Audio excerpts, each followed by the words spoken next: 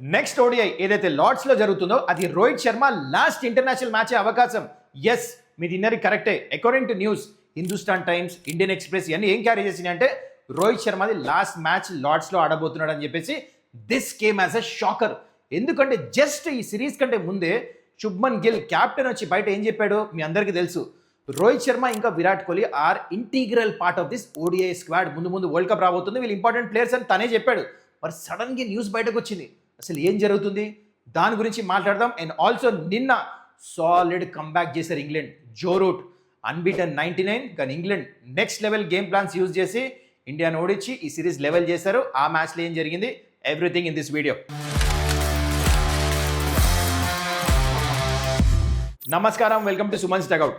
చాలా విషయాలు ఉన్నాయి ఇవాళ మీతో షేర్ చేసుకోవడానికి. బహుశా సంతోషకరమైన విషయాలు అయితే కాదు, especially if you are a Rohit Sharma fan. Anyways, before I speak about all this, మీరు ఇంకా ఛానల్ని సబ్స్క్రైబ్ చేసుకోకపోతే kindly do that. Okay, first directly topic మీద వచ్చేద్దాం. రోహిత్ శర్మ నెక్స్ట్ మ్యాచ్ అయితే లార్డ్స్లో జరుగుతున్న థర్డ్ ఓడిఐ వర్సెస్ ఇంగ్లాండ్, అది మోస్ట్ లైక్లీ తన లాస్ట్ ఇంటర్నేషనల్ మ్యాచ్ అవ్వబోతుంది. అకార్డింగ్ టు సోర్సెస్, న్యూస్ నిన్న అరౌండ్ 9 o'clock ఈ న్యూస్ బ్రేక్అవుట్ అయింది. హిందుస్థాన్ టైమ్స్, ఇండియన్ ఎక్స్ప్రెస్, ఇంకా చాలా చోట్ల అన్ని రిలయబుల్ సోర్సెస్ నుంచే వచ్చింది that Rohit Sharma last match ఉండబోతుంది. అయితే ఎగ్జాక్ట్లీ న్యూస్ ఏం బయటకు వచ్చిందంటే సెలెక్టర్స్ వెళ్ళి రోహిత్ శర్మతో మాట్లాడారంట అండ్ క్లియర్లీ చెప్పారు that he will not be part of the plan for next year 2027 south ఆఫ్రికాలో ఓడిఐ వరల్డ్ కప్ అయితే రాబోతుందో సెలెక్టర్స్ ప్లాన్లో తను లేడు అని చెప్పేసి. అండ్ తను కన్విన్స్ కూడా చేశారంట నెక్స్ట్ మ్యాచ్ అది లాస్ట్ మ్యాచ్ ఉండబోతుంది. రోహిత్ శర్మ దీన్ని యాక్సెప్ట్ కూడా చేశాడని చెప్పేసి న్యూస్ బయటకు వచ్చింది. ఓకే, నౌ బోత్ సైడ్స్ నుంచి చూద్దాం. ఇది న్యూస్ బయటకు వచ్చింది, సెలెక్టర్స్ ఏం ఆలోచించి ఉండొచ్చు అని. Okay, next year world cup ఉంది, ఇంకో 1 year కంటే కొన్ని మంత్స్ ఇంకా ఎక్కువ టైం ఉంది, సౌత్ ఆఫ్రికాలో ఉంది, యంగ్స్టర్స్కి ఛాన్స్ ఇవ్వాలి, ఇంకా చాలా టైం ఉంది. అందుకని రోహిత్ శర్మకి ఇట్లా చెప్పారు, కమ్యూనికేట్ చేశారు దట్ యశస్వి జైస్వాల్ లాంటి ప్లేయర్స్ ఉన్నారు, ఫామ్లో ఉన్నారు, వాళ్ళు కూడా ఆడాలి ఇంటర్నేషనల్ క్రికెట్ అదని చెప్పి ఓడిఐ ఫార్మాట్లో అని. But on the other side so many things to share. Rohit Sharma ఒక లెజెండ్, అది పక్కన పెడితే ప్యూర్ పర్ఫార్మెన్స్ చూద్దాం. చూడండి, రోహిత్ శర్మ ఎంఎస్ ధోని ఆ ఓడిఐ వరల్డ్ కప్ గెలిపించిన తర్వాత ఎన్ని ఇయర్స్ డ్రాట్ ఉండింది. ఎవరు గెలిపించారు world cup? Rohit Sharma T20 world cup గెలిపించాడా as a leader, as a batter. దాని తర్వాత ఛాంపియన్స్ ట్రోఫీ కూడా గెలిపించాడు ఇదే ఓడిఐ ఫార్మాట్లో.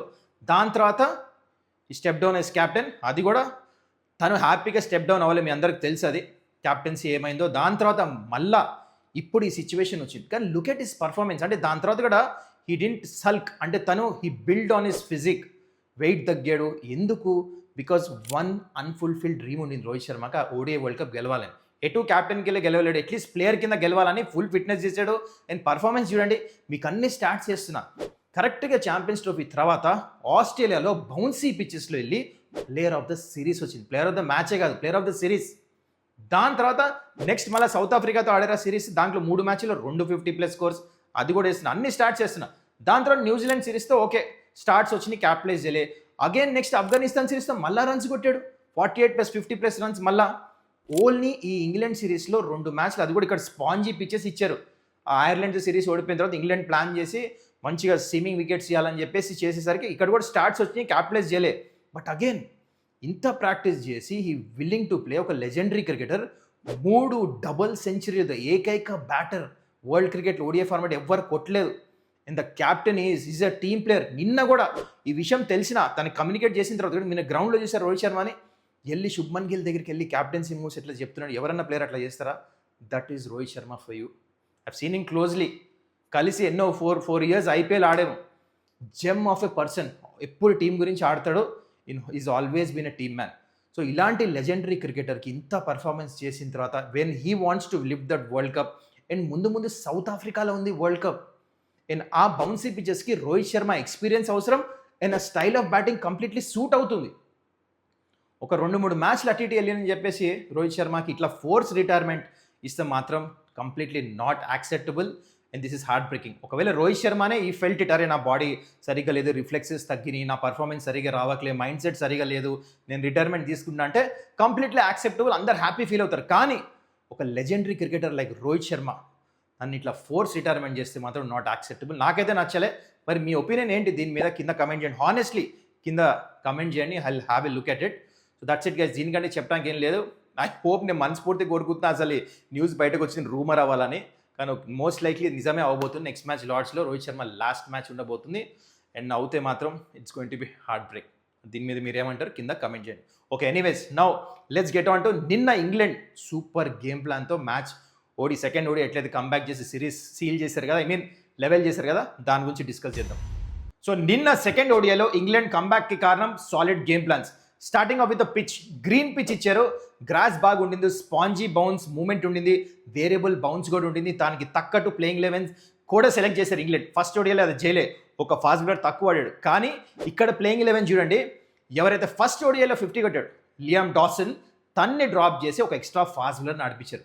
ఎట్కిన్సన్ ఆడాడు, సకీబ్ ఆడాడు, ఆర్చర్, ముగ్గురు ఫాస్ట్ బౌలర్స్ ప్లస్ ఇంకో ఫాస్ట్ బౌలింగ్ ఆల్రౌండర్ శామ్ కరన్.